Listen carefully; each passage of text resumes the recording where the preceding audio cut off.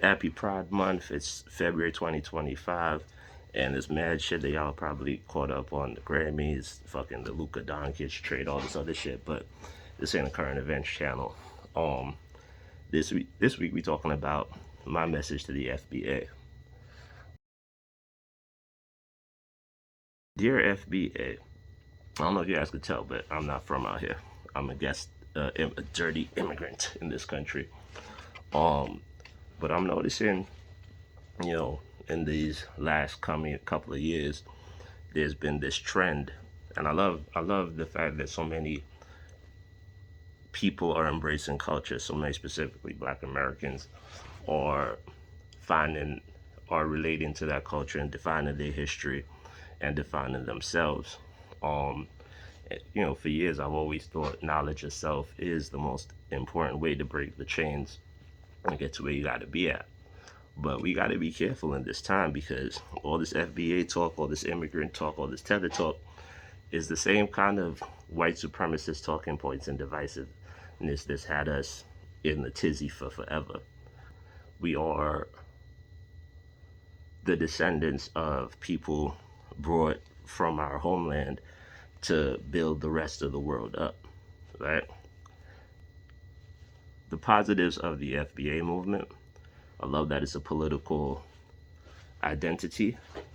And I think it's important to delineate for purposes of reparations distribution who are the people who are entitled to this, or reparations from specifically from America, right? But it just feels like in defining what it means to be foundational Black American, I'm noticing a lot of people are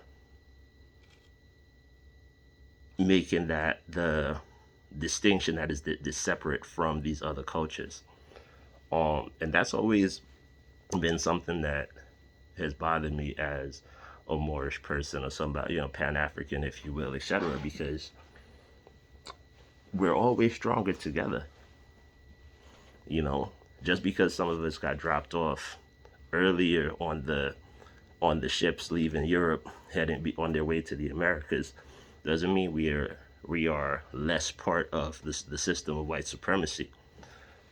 I actually, we are the same people who, after Toussaint overthrew the Spanish government and led the Haitian Revolution, the third major revolution of the.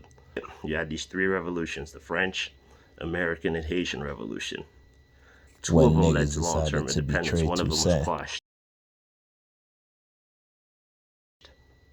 and then the entire world worked to make sure that Haiti never rose again. Like, look at where we are now, almost 500 years since the revolution itself, and Haiti's in a terrible condition, geopolitically speaking, as far as like all the world power. They charge Haiti reparations for the Spaniards that they killed. You know, um, fast forward, you got Nat Turner's revolution that they wanted to cut down again because we don't want to see this influence spread everywhere, right?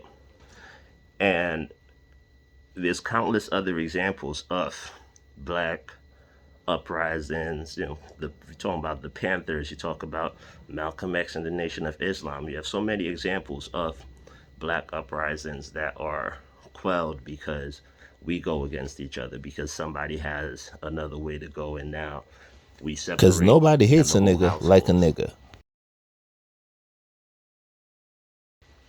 But I always think back to um, the story, the origins of hip hop as I've been told, right? And I'm not talking about the party with Cool Herc. I'm not talking about that situation. I'm talking about, so the 80s classic The Warriors is about a gang of Brooklyn, multicultural gang of kids from Brooklyn, right? Mostly white dudes, a couple of black cats in there, making their way back to Coney Island from the Bronx, right? After somebody's murdered at a gang summit and they're accused falsely. That was actually based on a true story, right? And the book itself, the cast was black, that was whitewashed, but I don't want to get into too much of a tangent.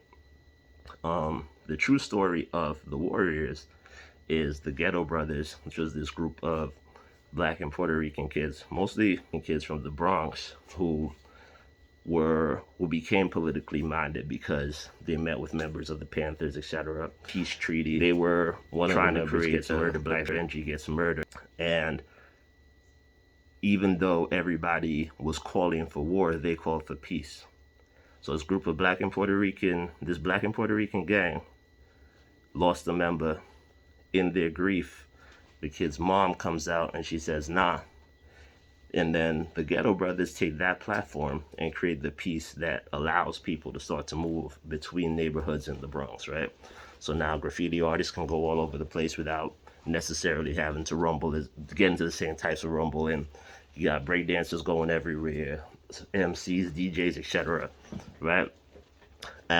Ultimately, whether you believe Kool Herc started it, whatever, my memory is the big sound system was a Jamaican thing.